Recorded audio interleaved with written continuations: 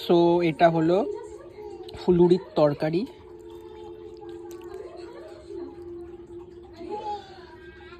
এইটা কিন্তু জাস্ট আমার অসাধারণ লাগে। দোকানে যে ফুলুরি আমরা কিনে খাই সেই দোকান থেকে আনা, কালকে আনা হয়েছিল।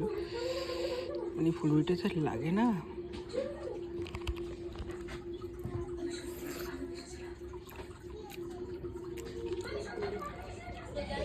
সুন্দর ফুলুরি নিয়ে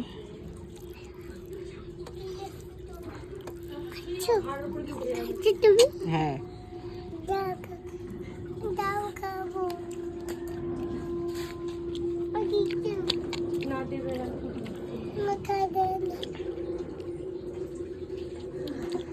কি বলতো এটা কি বল